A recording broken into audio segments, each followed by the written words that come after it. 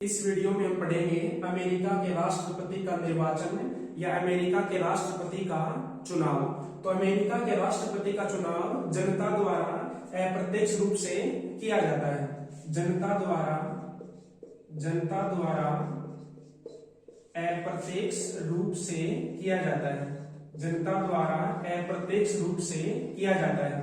America के राष्ट्रपति का चुनाव या राष्ट्रपति का निर्वाचन जनता द्वारा अप्रत्यक्ष रूप से किया जाता है। इसका मतलब यह है कि जनता प्रत्यक्ष रूप से राष्ट्रपति को वोट नहीं डालती है। जनता एक निर्वाचक मंडल का चुनाव करती है। जनता एक निर्वाचक मंडल का चुनाव करती है और फिर यह निर्वाचक मंडल राष्ट्रपति का चुनाव करता है। इस प्रकार जनता राष्ट्रपति को सीधे वोट नहीं डालती है या सीधे मतदान नहीं करती है, बल्कि अप्रत्यक्ष रूप से चुनती है। इसका मतलब है कि जनता पहले एक निर्वाचक मंडल का चुनाव करती है और फिर यह निर्वाचक मंडल राष्ट्रपति का चुनाव करता है। तो इस प्रकार अमेरिका के राष्ट्रपति का चुनाव जनता द्वारा अप्रत्यक्ष रूप से किया जाता है। अब राष्ट्रपति के चुनाव की जो प्रक्रिया होती है उसमें 5 चरण होते हैं। जनता जो राष्ट्रपति का चुनाव करती है अप्रत्यक्ष रूप से, उसके 5 चरण होते हैं। तो सबसे पहला चरण है उम्मीदवारों का मनोनयन। उम्मीदवारों का मनोनयन। उम्मीदवारों का मनोनयन। तो राष्ट्रपति के चुनाव में जो प्रक्रिया होती है उसका सबसे पहला चरण होता है कि उम्मीदवारों का मनोनयन करना, यानी कि जो राष्ट्रपति पद का जो उम्मीदवार है उनका मनोनयन करना। देखो, अमेरिका में 2 राजनीतिक दल पाए जाते हैं। अमेरिका में 2 राजनीतिक दल पाए जाते हैं। एक है डेमोक्रेटिक पार्टी या डेमोक्रेटिक दल और दूसरा है रिपब्लिकन दल।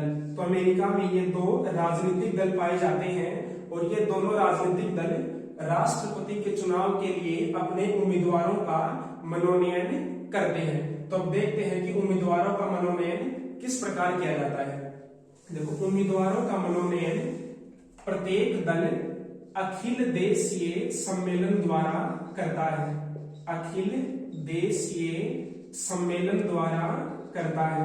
इसका मतलब है कि प्रत्येक राजनीतिक दल जो एक अखिल देशीय सम्मेलन बुलाता है, यानी कि पूरे देश का एक सम्मेलन बुलाता है। इसमें जो राजनीतिक दल के पूरे देश से प्रतिनिधि शामिल होते हैं। जो प्रतिनिधि होते हैं एक राजनीतिक दल के, वे शामिल होते हैं किसमें?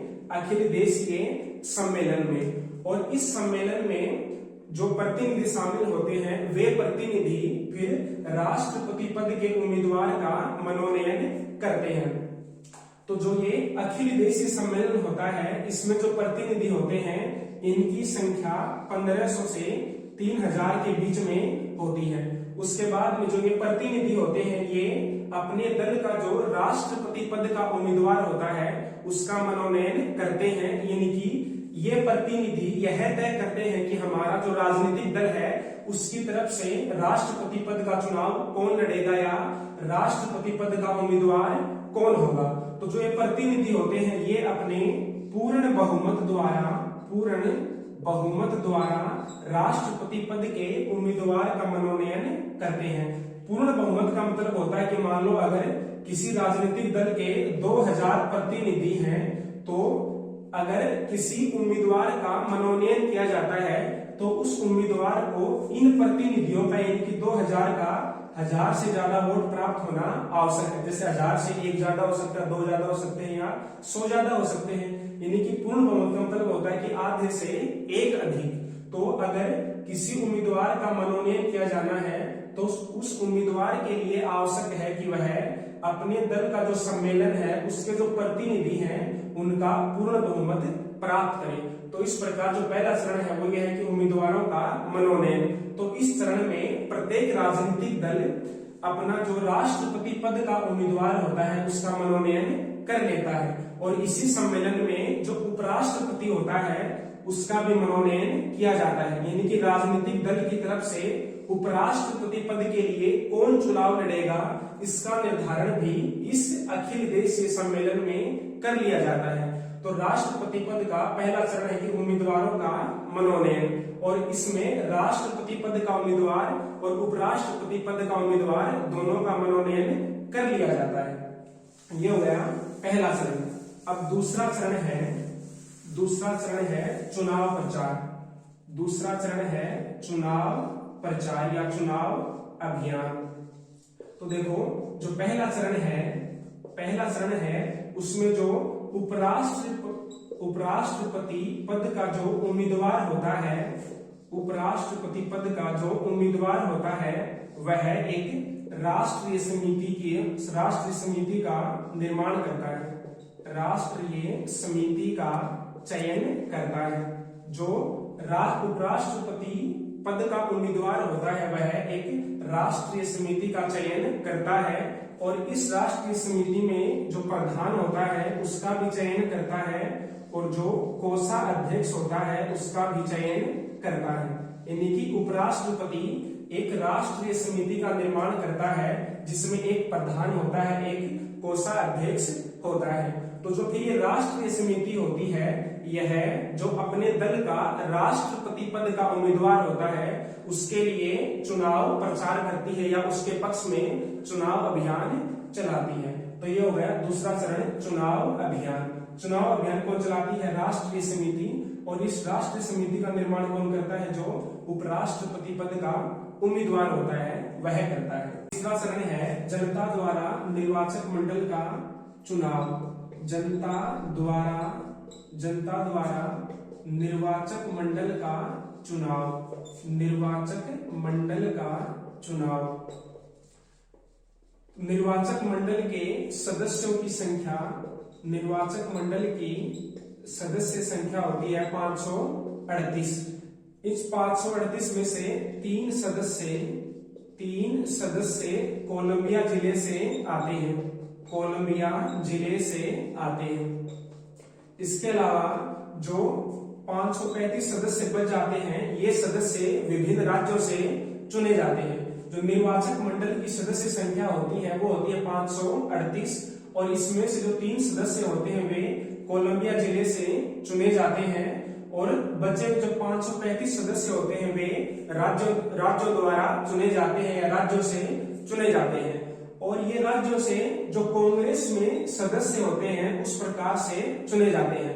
कांग्रेस में जो राज्यों से प्रतिनिधि चुने जाते हैं उसी अनुपात में इस निर्वाचक मंडल के सदस्य चुने जाते हैं। जैसे अमेरिका की कांग्रेस के दो सदन होते हैं, पहला होता है प्रतिनिधि सभा और दूसरा होता है सीनेट। तो जिस राज्य से प्रतिनिधि सभा के और सीनेट के सदस्य चुने जाते हैं, जितनी संख्या में ये सदस्य चुने जाते हैं उतनी ही संख्या में निर्वाचक मंडल के सदस्य भी चुने जाते हैं। ऐसे मान लो अगर अमेरिका में कोई राज्य है ए, यदि किसी राज्य का ए नाम है और वहां से प्रतिनिधि सभा के मान लो 8 सदस्य आते हैं और सीनेट के 2 सदस्य आते हैं, तो टोटल जो ए राज्य है वहां से कांग्रेस में कितने सदस्य आते हैं? 10। तो वहां से जो निर्वाचक मंडल के सदस्य होंगे वो भी कितने होंगे? 10 होंगे। तो इस प्रकार निर्वाचक मंडल के सदस्य टोटल 538 होते हैं और 3 सदस्य कोलंबिया जिले से आते हैं, और जो बचे हुए 535 सदस्य होते हैं वे प्रतिनिधि सभा और सीनेट के जो राज्यों में प्रतिनिधित्व होता है उस हिसाब से चुने जाते हैं। और जो निर्वाचक मंडल के सदस्य होते हैं उनका चुनाव जनता द्वारा सूची प्रणाली के आधार पर किया जाता है। जो निर्वाचक मंडल के सदस्य होते हैं उनका चुनाव लिस्ट सिस्टम यानी कि सूची प्रणाली द्वारा किया जाता है। अब देखते हैं कि सूची प्रणाली क्या होती है। ऐसे मान लो कि कोई राज्य है, वहां से निर्वाचक मंडल के 10 सदस्य चुने जाने हैं। किसी राज्य से अगर निर्वाचक मंडल के 10 सदस्य चुने जाने हैं, इसका मतलब हुआ कि अगर अमेरिका में 2 राजनीतिक दल हैं ए और बी, और इन दोनों ने निर्वाचक मंडल के लिए अपने 10-10 उम्मीदवार खड़े कर रखे हैं, तो जनता इन उम्मीदवारों को वोट नहीं डालती है। जनता जो ये 10 उम्मीदवार हैं इनको अलग अलग वोट नहीं डालती है, बल्कि जो राजनीतिक दल है ए और बी इनके लिए वोट डालती है। मान लो कोई जिला है, जैसे मान लो एक जिला है कोलंबिया, अमेरिका का जिला है कोलंबिया, वहां से अगर 3 सदस्य चुने जाने हैं, मान लो वहां से जो ए है उसके भी 3 सदस्य चुने जाने हैं और जो बी है उसके भी 3 सदस्य चुने जाने हैं, और अगर वहां पर मान लो टोटल वोट पड़े हैं 20,000, तो मान लो 11,000 वोट तो इसकी तरफ आए हैं और जो 9,000 वोट है वो इस तरफ आए हैं। तो जो ए के जो तीनों के तीनों उम्मीदवार हैं वे जीते हुए मान लिए जाएंगे, यानी कि जो निर्वाचन मंडल के जो 3 सदस्य हैं ये जीते हुए मान लिए जाएंगे और ये तीनों हार जाएंगे। यानी कि जनता जो मतदान करती है वह जो राजनीतिक दलों के जो उम्मीदवार होते हैं उनको नहीं करती है, बल्कि सीधे राजनीतिक दलों को ही करती है। इसको बोलते हैं सूची प्रणाली या लिस्ट प्रणाली। तो इस प्रकार जनता द्वारा निर्वाचक मंडल का चुनाव किया जाता है। चौथा पॉइंट है वो है कि निर्वाचक मंडल द्वारा राष्ट्रपति का चुनाव, निर्वाचक मंडल द्वारा राष्ट्रपति का चुनाव। तो जब निर्वाचक मंडल के चुनाव संपन्न हो जाते हैं तो जो निर्वाचक मंडल के जो सदस्य होते हैं, जो निर्वाचक मंडल के जीते हुए सदस्य होते हैं वे अपने अपने राज्यों की राजधानियों में इकट्ठा होते हैं। जो निर्वाचक मंडल के सदस्य हैं वे जीत जाने के बाद में अपने अपने राज्यों की राजधानी में इकट्ठे होते हैं और वहां पर जो अपने दल का राष्ट्रपति पद का उम्मीदवार होता है उसके लिए मतदान करते हैं। और यह जब मतदान संपन्न हो जाता है, यह मतदान पूरा हो जाता है, तो यह सारा का सारा जो मतदान होता है, सारे के सारे जो वोट होते हैं वे सीनेट के अध्यक्ष के पास भेज दिए जाते हैं। जो निर्वाचक मंडल के सदस्य जो राष्ट्रपति पद का उम्मीदवार होता है उसको जो वोट डालते हैं, तो फिर ये सभी वोट सीनेट के अध्यक्ष के पास भेज दिए जाते हैं। सीनेट के अध्यक्ष के पास भेज दिए जाते हैं और सीनेट का अध्यक्ष जो कांग्रेस के दोनों सदन होते हैं, यानी कि जो प्रतिनिधि सभा होती है और जो सीनेट होती है, इन दोनों की एक संयुक्त बैठक बुलाता है। संयुक्त बैठक बुलाता है। जो सीनेट का अध्यक्ष होता है वह प्रतिनिधि सभा और सीनेट की एक संयुक्त बैठक बुलाता है और इस बैठक में मतगणना करता है। जो मतदान हुआ है उसकी गणना करता है और जीतने वाले उम्मीदवार की घोषणा करता है।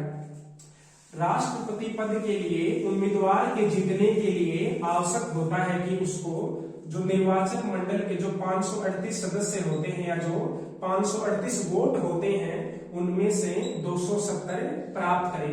यानी कि जिस भी व्यक्ति को, जिस भी उम्मीदवार को इन 538 में से 270 वोट मिल जाएंगे वह जीत जाएगा।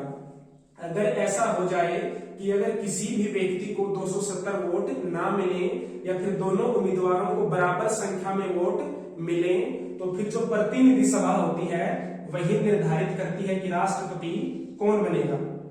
यदि किसी उम्मीदवार को 270 वोट प्राप्त हो जाए तब तो वह जीत जाएगा, लेकिन अगर दोनों उम्मीदवारों को बराबर वोट प्राप्त हो या किसी एक उम्मीदवार को 270 वोट प्राप्त ना हो तो फिर यह प्रतिनिधि सभा निर्धारित करेगी कि कौन राष्ट्रपति बनना चाहिए। तो इस प्रकार निर्वाचक मंडल द्वारा राष्ट्रपति का चुनाव किया जाता है। अब जो पांचवा और जो अंतिम बिंदु है या अंतिम प्रक्रिया है, अंतिम चरण है, वह यह है कि राष्ट्रपति का पद ग्रहण। राष्ट्रपति का पद ग्रहण। तो जो नव निर्वाचित राष्ट्रपति होता है वह 20 जनवरी को अपना पद ग्रहण करता है। 20 जनवरी को अपना पद ग्रहण करता है और इस राष्ट्रपति को अपने पद की शपथ दिलवाता है सर्वोच्च न्यायालय का मुख्य न्यायाधीश। सर्वोच्च न्यायालय का मुख्य न्यायाधीश जो नवनिर्वाचित राष्ट्रपति होता है उसको शपथ दिलवाता है। और अगर नवनिर्वाचित राष्ट्रपति की पद ग्रहण करने से पहले ही मृत्यु हो जाए तो फिर जो उपराष्ट्रपति होता है वह राष्ट्रपति बनता है। यदि राष्ट्रपति की पद ग्रहण करने से पहले मृत्यु हो जाती है तो फिर उपराष्ट्रपति राष्ट्रपति बन जाएगा। और जो राष्ट्रपति का पद ग्रहण होता है वो कब होता है? 20 जनवरी को होता है। और इसको शपथ कौन दिलाता है? सर्वोच्च न्यायालय का मुख्य न्यायाधीश। तो ये हो गया अमेरिका के राष्ट्रपति का निर्वाचन। और अगर फिर भी समझ में ना आया हो तो आप कमेंट कर सकते हैं, आपको पीडीएफ प्रदान कर दी जाएगी। तो इस प्रकार ये हो गया अमेरिका के राष्ट्रपति का चुनाव।